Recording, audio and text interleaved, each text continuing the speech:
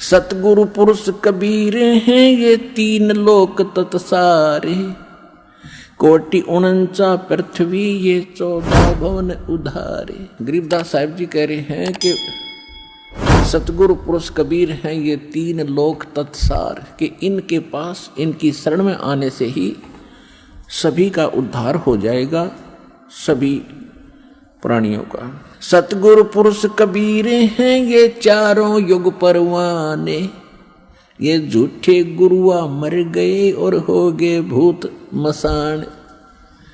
जैसे आप जी को राधा स्वामी पंथ के प्रवर्तक श्री शिवदयाल जी का इतिहास दिखाया, बहुत बार दिखाया है।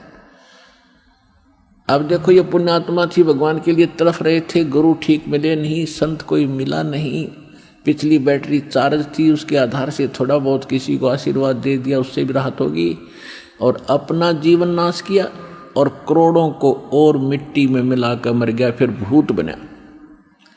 राधा स्वामी पंथ के प्रवर्तक श्री शिवदयाल जी की ही शाखाएं हैं ब्यास में, उसी के से एक शाखा निकली है सच्चा सौदा सिरसा डेरा और जगमाल वाली, उसी से शाखा निकली है कृपाल सिंह मिशन दिल्ली में, उसी की शाखा जय गुरुदेव मथुरा में, उसी की शाखा है दनौद के अंदर वो ताराचंद वाली, उसी की शाखा ठाकुर सिंह जो कृपाल सिंह का चेला बागी हो गया था। तो कहने का भाव ये है कि आप भूत बना शिवदयाल जी, और ये कितने जीवों को मिसगाइड करके काल के मुंह में डाल गया। तो यहाँ गरीबदास साहिब जी भगवान कबीर साहिब के बारे में कहते हैं कि सतगुरु पुरुष कबीर हैं ये चारों युग परमाणे, झूठे गुरुआ मर गए वो हो गए भूत मसान। अब वो झूठे गुरु थे, नकली गुरु थे, भूत बन गए शमशान घाट में, तो उनकी अंतिम संस्कार हो गया, उधर से वह धक्के खाते फिर रहे भूत बन गए। अब कबीर साहब कहते हैं हम चारों युग में परमात्मा आते हैं। सतयुग में सत सुकृत कह टेरा, त्रेता नाम मुनिंदर मेरा, द्वापर में करुणा में कहाया, कलयुग नाम कबीर धराया। अब यहाँ गरीबदास जी भी कह रहे हैं सतगुरु पुरुष कबीर हैं ये चारों युग परमाणे, ये झूठे गुरुआ मर गए और हो गए भूत मसाणे। झूठे गुरु के आश्रय कदे न उदर जीवे, सच्चा पुरुष कबीर हैं ये आद परम गुरु पीवे। सतगुरु पुरुष कबीर की कोई न चल है गैले, बिना पंथ पग धरत हैं गगन मंडल में सैले। बिना नीम के नगर में ये बसते पुरुष कबीरे, शिव ब्रह्मा दिख थकत हैं कौन धरे जा धीरे।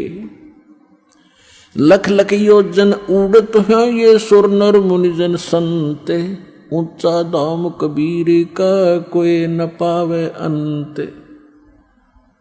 अब क्या बताते हैं कि साधु संत ऋषि महर्षि देवता समाधिस्थ होकर के लाखों लाखों ऊपर कोष तक योजन तक समाधि में चले जाते हैं, लेकिन वापस थक कर बैठ जाते हैं। जो साधना ये करते हैं ये वहां नहीं जाया जा सकता। तो यहाँ कहते हैं लख लख योजन उड़त हैं ये सुर नर मुनिजन सुनते, ऊंचा दाम कबीर का कोई न पावे अंत। सतनाम के जाप से बाजे अनहद नाद, तोबा परमेश्वर कबीर की ये छूटे सभी उपाद।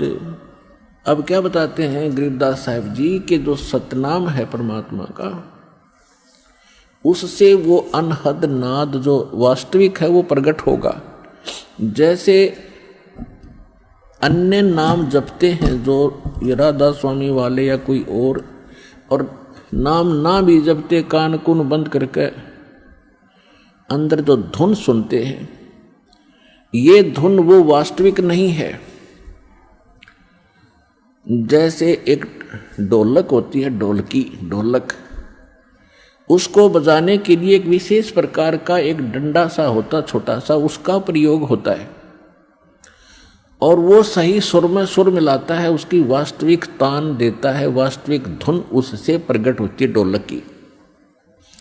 और उस विशेष प्रकार के उसके जो विशेष डंडा है उसकी बजाय यदि कोई चप्पल उठा कर उस ढोलकी का लगाएगा तो आवाज तो फिर भी होगी, लेकिन वो ना होगी जो उस और सही डंडे तोड़ी थी जो उसके लिए बनाया गया है। इसी प्रकार जो ये भ्रमित हैं, कान बंद करके धुन सुन ले, ये तक ढोलक का चप्पल मार रहे हैं, उनके नाम गलत है। तो सतनाम के जाप से वो बाजे अनहदनाद। जब आपको सतनाम प्राप्त होगा उसके बाद आप भी कान बंद करके देखियो, आपको जो धुन सुनेंगी, जो आपने कभी पहले डले ढो रखे उनसे हटकर होंगी, वो आसानी से समझ जाएंगे जो पहले प्रयत्न कर रहे हैं। और फिर जब ये शुरू होंगी वो यहां से फिर निर्णय होगा। लेकिन इनको सुनो या ना सुनो, आप अपने बैंक में आपको मालूम है 20,000 रुपये उस दिन जमा कराए, 10,000 उस दिन कराए, 5,000 उस दिन कराए, या डेली आप दिहाड़ी कर रहे हो, आपकी हाजिरी लग रही है, आपकी कमाई होने लगी, उनको रोज देख लो चाहे ना देख लो, वो तो डिपॉजिट हो ही रहा है, वो तो आपका है ही। और ये जो बगैर नाम दिए ही कोई नाम भी नहीं देते वैसे धुन सुनते हैं, तो ये उनके पहले पिछले जन्मों की कोई वो रखा है पुण्य, उससे भी वो होती तो वो इस काल वाली ही धुन है, वो भी सुनती है। जैसे किसी ने एक बैंक में डिपॉजिट करा रखा है, आगे कराता नहीं, तो उसने कभी देख लिया अपने बैंक के अकाउंट में उतना ही पाओगा, बल्कि खर्च हो रहा होगा, उससे निकाल भी रहे हो आप। तो इस प्रकार ये पूंजी यानी भक्ति धन का जो अकाउंट है, ये ज्ञान है, ये ऐसे है।